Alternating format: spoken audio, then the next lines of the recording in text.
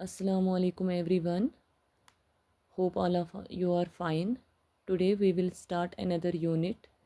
Till now we have completed nouns, pronouns और आज हम अपना थर्ड चैप्टर pronouns पढ़ लेते हैं.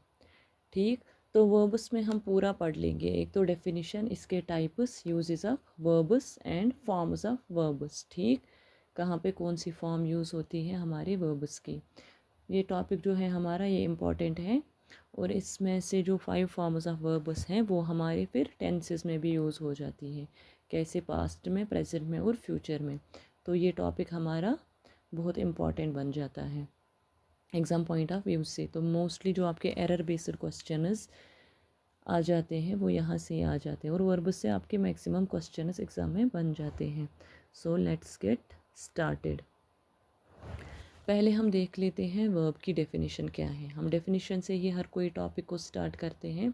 तो पहले हम डेफिनेशन ऑफ वर्ब लेंगे.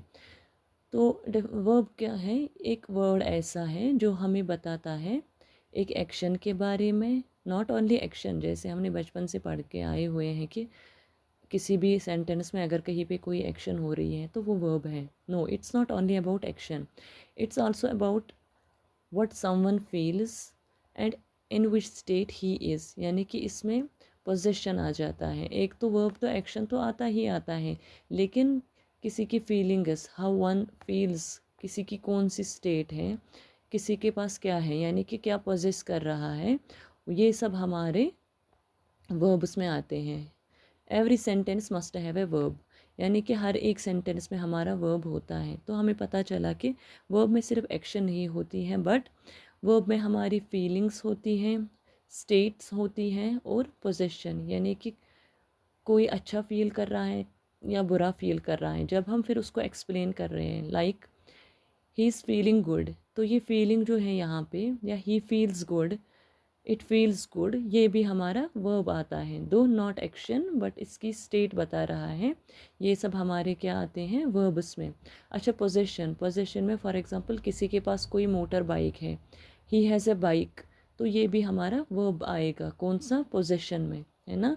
तो वर्ब्स में हमारे पास 3 चीज़ें आती हैं. एक तो एक्शन, दूसरा स्टेट, तीसरा पोजेशन. ये क्यों मैं आपको अलग अलग बता रही हूँ? क्योंकि आगे जाके इनमें से हमारे फिर 2 टाइप्स बन जाते हैं. एक तो एक्शन वर्ब्स, दूसरे तो स्टेटिव वर्ब्स. स्टेटिव वर्ब्स में हम क्या देखते हैं? उस इंसान की स्टेट, उस चीज़ की स्टेट और पोजेशन, है ना. जैसे यूनिवर्स में एयर है, वाटर है, एटमॉस्फेयर है, ये सब हमारा यूनिवर्स पोजेस कर रहा है, तो इसको भी हम वर्ब बोलेंगे. वर्ब्स में एग्जांपल क्या है? शी रन्स फास्ट, है ना. यहाँ पे फास्ट रनिंग क्या आता है हमारा? रन्स, ये हमारा एक्शन वर्ब है. अच्छा, ही इज़ टायर्ड. टायर्ड भी हमारा वर्ब है, लेकिन कौन सा? Stative verb. कैसे? क्योंकि ये इसकी इंसान की स्टेट को बता रहा है, यानी कि वो एक्टिव है कि वो टायर्ड है. यहाँ पे बता रहे हैं कि ही इज़ टायर्ड. टायर्ड यहाँ पे हमारा वर्ब बन जाता है. यानी कि 2 टाइप्स ऑफ वर्ब्स हैं हमारे पास, action verb and stative verb. तो on the basis of these 3 forms, action, state and possession, we have 2 types of verbs, action verbs and stative verbs. Action verbs को पहले देखते हैं. एक्शन वर्ब में हमारी फिजिकल या मेंटल एक्शन को दिखा रहे हैं. ठीक, फॉर एग्जांपल कोई रन कर रहा है, जंप कर रहा है, ईट कर रहा है, राइट कर रहा है, ये सब हमारे एक्शन वर्ब्स में आ जाएंगे. मेंटल एक्शन में थिंकिंग, डिसीजन मेकिंग, इमेजिनेशन, ये सब हमारे माइंड की एक्टिविटीज़ हैं ना, मेंटल एक्शंस हैं. तो जब फॉर एग्जांपल टीचर हमें क्लास में क्वेश्चन पूछ रहा है, हम पहले उसको दिमाग में सोचते हैं कि कौन सा ऑप्शन राइट है. ठीक, तब तक ये क्या बन जाता है? हमारा मेंटल एक्शन. जब हम फिर मेंटल एक्शन को एग्जीक्यूट करते हैं, यानी कि फिर हम क्लास में उसको आंसर देते हैं, ज़बान से कोई बात बोल रहे हैं, टीचर तक पहुंच जाती है, या खड़े होके हम आंसर देते हैं कि ऑप्शन ए है या ऑप्शन बी है, तब वो हमारा फिजिकल एक्शन बन जाता है. यानी कि मेंटल एक्शन तब तक स्टेटिव एक्शन में ही रहता है जब तक कि हम उसको एग्जीक्यूट नहीं करेंगे, जब तक कि हम उसको एक्शन में नहीं लाएंगे, तब तक वो स्टेटिव में रहता है. जब हम फिर मेंटल एक्शन को इन फिजिकल एक्शन यानी कि इन एग्जीक्यूशन लाएंगे, तब वो बन जाएगा हमारा फिजिकल एक्शन. यानी कि 2 टाइप्स ऑफ एक्शन वर्ब्स हैं हमारे पास, physical action verbs, mental action verbs. Physical action में running, jumping, eating. Mental action में थिंकिंग, डिसीजन मेकिंग, इमेजिनेशन, ये सब हमारी मेंटल एक्शंस हैं. एग्जाम्पल्स देखते हैं एक्शन वर्ब्स में। शी राइट्स ए लेटर, यानी कि वो लिख रही है, लिखना यहाँ पे क्या बनता है, एक्शन वर्ब। अच्छा, the boy kicked the ball, boy ने कोई एक्शन किया है, कौन सा, बॉल को किक किया है, ये हमारा एक्शन वर्ब बनेगा। अच्छा, I thought about the answer thinking, ये क्या हमारा मेंटल एक्शन बन जाएगा, है ना। अगर कोई दिमाग में कुछ सोच रहा है, ये हमारी मेंटल एक्शन बन रहा है। और दूसरा जो हमारा टाइप है स्टेटिव वर्ब, ठीक, जो मैंने आपको बताया इसमें दोनों आते हैं, स्टेट भी और पोजेशन भी। Stative verb is describe state not action, है ना। स्टेट में हमारे पास क्या क्या आते हैं, एक तो उसका पोजेशन, यानी कि उस इंसान के पास, उस यूनिवर्स में, उस चीज़ के पास क्या है, और क्या आता है इसमें, एक तो कौन सी स्टेट में है, दूसरा क्या पोजेस कर रहा है। इसमें एक्शन नहीं आता है, कौन सा एक्शन, फिजिकल एक्शन नहीं आता है। इसमें क्या क्या आती हैं, जैसे मैंने आपको पहले भी बताया, मेंटल एक्शन इसमें लाइक फीलिंग्स आती हैं, इसमें थॉट्स आते हैं, इसमें पोजेशन है, इसमें सेंसेस हैं, इसमें रिलेशनशिप्स, है ना। फॉर एग्जांपल फादर और डॉटर के बीच में रिलेशन, यानी कि that daughter belongs to her father, इन दोनों के बीच रिलेशनशिप है ना। एक्शन नहीं हो रहा है बट ये इनकी रिलेशनशिप दिखा रहा है, ये रिलेशनशिप हमारी क्या बन जाती है उस time, stative verb not action verb, ठीक। अच्छा, अगर किसी के पास मोटर बाइक का एग्जांपल मैंने दिया है, थिंकिंग, जैसे मैंने आपको आंसर का बोला, जैसे यहाँ पे एग्जांपल में मैंने लिखा है I thought about the answer, है ना, ये एग्जांपल स्टेटिव वर्ब में आएगी। I thought about the answer, क्यों, क्योंकि थिंकिंग जो है हमारा वो भी स्टेटिव वर्ब आ जाता है। जब हम स्टेटिव वर्ब्स, यानी कि जब हम मेंटल एक्शंस को एग्जीक्यूट करते हैं, उनको in a physical realm, in a physical world लाते हैं, इनको एग्जीक्यूट करते हैं, फिर वो फिज़िकल एक्शंस बन जाती हैं। She loves her father, love यहाँ पे क्या दिखा रहा है, उसका लव टुवर्ड्स हर फादर, उसकी फीलिंग्स टुवर्ड्स हर फादर, ये भी हमारा स्टेटिव वर्ब बन जाता है, ठीक। यानी कि जिनमें एक्शन नहीं होती हैं वो सब हमारे स्टेटिव वर्ब्स में आ जाता है। अच्छा, एक्शन वर्ब्स में हमारे पास अब 2 इम्पॉर्टेंट पॉइंट्स हैं, ठीक, जो आपके एग्जाम पॉइंट ऑफ व्यू से काफ़ी इंपॉर्टेंट बन जाते हैं। कैसे, यानी कि जो एक्शन वर्ब्स है ना, ये हमारी कंटिन्यूस फॉर्म में आते हैं, कंटिन्यूस फॉर्म यानी कि इंग फॉर्म में, आईएनजी फॉर्म में, ठीक। एक तो एक्शन वर्ब्स हमारे कंटिन्यूस टेंस में यूज़ होते हैं, और ये मॉडिफाई किए जा सकते हैं, यानी कि जैसे हम बोलते हैं verbs can be modified by adverbs, but always इनमें एडवर्ब नहीं होगा, कभी वर्ब के साथ एडवर्ब होगा। एडवर्ब मीन्स जो वर्ब की फर्दर इंफॉर्मेशन देगा, है ना। कभी एक सेंटेंस में हमारे पास सिर्फ वर्ब होगा, या तो कभी कभी दोनों होंगे, वर्ब भी होगा एडवर्ब भी होगा, ठीक। एक तो एक्शन वर्ब्स में हमें ये याद रखना है कि ये तो कंटिन्यूस फॉर्म में होगा, और इनके साथ एडवर्ब भी होगा सेंटेंस में, या कभी हो भी सकता है, नहीं भी हो सकता है। For example she is writing a letter, writing यहाँ पे एक एक्शन वर्ब है, ठीक। अगर यहाँ तक ही सेंटेंस होता शी इज़ राइटिंग, तो अब भी कंप्लीट होता, ये क्या होता, शी सब्जेक्ट, राइटिंग इसमें वर्ब, कंप्लीट होता। ए लेटर इसमें क्या बन जाता है, एडवर्ब, यानी कि राइटिंग की फर्दर इंफॉर्मेशन दे रहा है। ये क्या, शी इज़ राइटिंग, हमें नहीं पता बुक लिख रही है, कोई आर्टिकल लिख रही है, कोई ऐसे लिख रही है, लेकिन जब इसमें लेटर का जिक्र हुआ ना, तो ये फर्दर इन्फॉर्मेशन हमें वर्ब की दे रहा है, यानी कि राइटिंग की फर्दर इन्फॉर्मेशन दे रहा है। लेटर, लेटर यहाँ पे इसका एडवर्ब बन जाता है, ठीक। अगर यहाँ तक होता शी इज़ राइटिंग, तब भी सेंटेंस बन जाता she is writing a letter, यानी कि वर्ब के साथ इसका एडवर्ब भी है।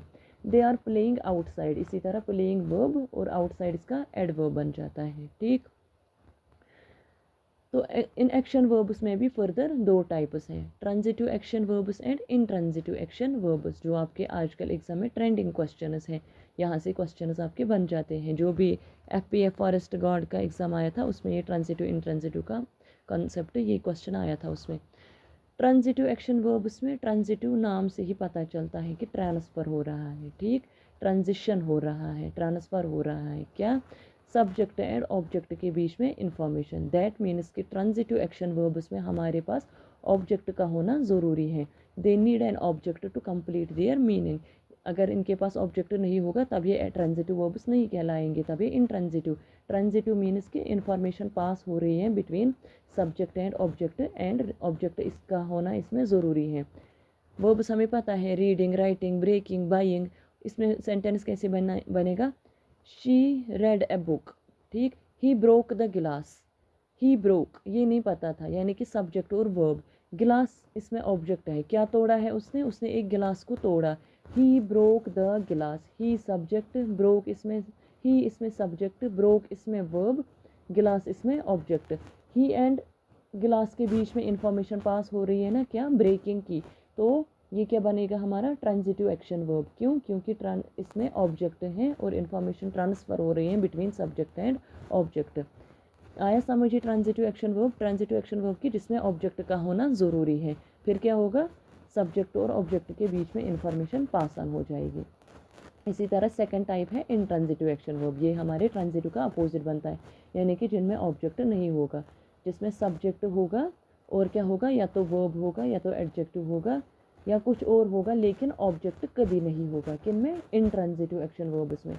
For example the baby cried, baby का रोना, है ना, इसमें ऑब्जेक्ट नहीं है ना, बेबी क्राइड, बेबी इसमें सब्जेक्ट, क्राई इसमें वर्ब, ऑब्जेक्ट है ही नहीं, तो ये हमारा intransitive action verb. He slept early, he इसमें सब्जेक्ट, स्लेप्ट इसमें वर्ब, अर्ली इसमें, अर्ली इसमें क्या है, पोजेशन, है ना, यानी कि वो पहले ही सो गया, ये ऑब्जेक्ट नहीं आएगा इसमें। स्लेप्ट इसमें वर्ब है, अर्ली इसमें टाइम फ्रेम के बारे में बता रहे हैं, यानी कि ये इसमें ऑब्जेक्ट नहीं बन रहा है, ये इसमें इसका क्या बन जाता है, बेबी का क्राइंग, यानी कि पोजेशन बन जाता है। स्लेप्ट अर्ली टाइम फ्रेम के बारे में बता रहा है, यानी कि व्हेन, इसमें object. He slept on bed अगर होता, बेड पे उसने आराम किया है, तो वो वहाँ पे ऑब्जेक्ट यानी कि ट्रांजिटिव वर्ब बन जाता, लेकिन यहाँ पे ऑब्जेक्ट है ही नहीं, यहाँ पे क्या बन जाएगा, ये इंट्रांजिटिव एक्शन वर्ब। ठीक, इसी तरह हमारे पास सब टाइप है इनका, क्या, ditransitive verb. Ditransitive verb पे अभी क्वेश्चन नहीं बना है, बट पॉसिबल है कि इस पे भी बन सकता है।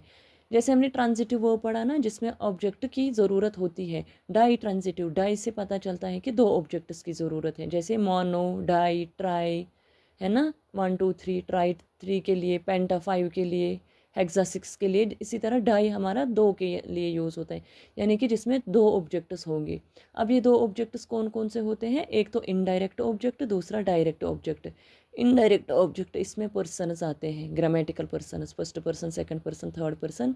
और इनडायरेक्ट ऑब्जेक्ट यूजुअली थिंग्स, यानी कि जिनके साथ हम प्रोनाउन इट का यूज़ करते हैं, जो हमने प्रोनाउन्स में ऑलरेडी पढ़ा हुआ है। ठीक, तो फॉर एग्जाम्पल हम एक सेंटेंस लेंगे, पहले तो ये पता है right transitive verb takes two objects, direct and indirect object. For example पहला सेंटेंस देख लीजिए, she gave me a book, she इसमें सब्जेक्ट, गेव इसमें वर्ब, मी इसमें ऑब्जेक्ट, बुक भी इसमें ऑब्जेक्ट है। आ गया ना, पहले मी फिर बुक। मी इसमें है ना, ह्यूमन पर्सन की तरफ पॉइंट आउट कर रहा है, आई का ऑब्जेक्ट मी है, और बुक ऑब्जेक्ट कौन सा, थिंग, मी ह्यूमन, बुक थिंग, है ना। तो इसमें क्या आ गया, ह्यूमन्स यानी कि पर्सनस इसमें इनडायरेक्ट थिंग्स आते हैं, और थिंग्स कौन से, थिंग्स डायरेक्ट, यानी कि यूजुअल थिंग्स जो हैं वो इसमें डायरेक्ट ऑब्जेक्ट। यानी कि अगर पर्सनस को हम लेंगे वो इनडायरेक्ट ऑब्जेक्ट बनेगा, और अगर हम थिंग्स को लेंगे वो डायरेक्ट ऑब्जेक्ट बनेगा। स्ट्रक्चर कैसे बनेगा, पहले तो सब्जेक्ट, फिर वर्ब, फिर इनडायरेक्ट ऑब्जेक्ट यानी कि ह्यूमन वाले, फिर डायरेक्ट ऑब्जेक्ट यानी थिंग्स। ठीक, ही सेंट हर ए मैसेज, सेकेंड सेंटेंस देख लीजिए, ही इसमें सब्जेक्ट, सेंट इसमें वर्ब, हर ऑब्जेक्ट, लेकिन कौन सा, जो पीपल पर्सन्स के साथ यूज़ होता है। मैसेज वो भी ऑब्जेक्ट है लेकिन थिंग है ना, मैसेज एक थिंग है। तो स्ट्रक्चर ऐसे ही बनता है, पहले सब्जेक्ट, फिर वर्ब, फिर इनडायरेक्ट ऑब्जेक्ट, फिर डायरेक्ट ऑब्जेक्ट। इनडायरेक्ट ऑब्जेक्ट में पर्सन्स, डायरेक्ट ऑब्जेक्ट में थिंग्स। अच्छा, कभी कभी क्या हो जाता है, किसी सेंटेंस में पहले आपको डायरेक्ट ऑब्जेक्ट दिया जाता है, फिर इनडायरेक्ट ऑब्जेक्ट, यानी कि ये अपनी पोजीशन को इंटरचेंज करते हैं।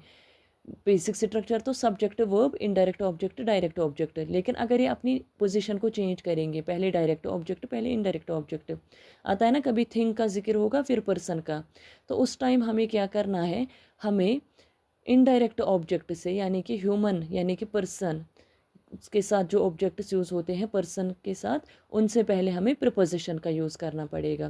For example she gave a book to me, she gave a book, me नहीं आएगा, या she gave to book a me, ये भी नहीं आएगा।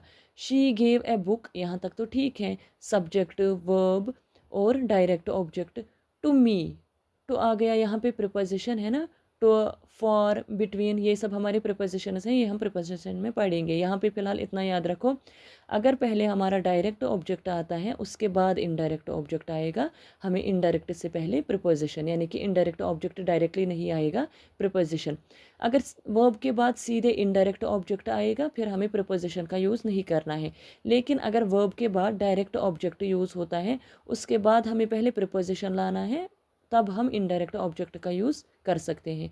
फॉर एग्जाम्पल, दूसरा example, he sent a message to her.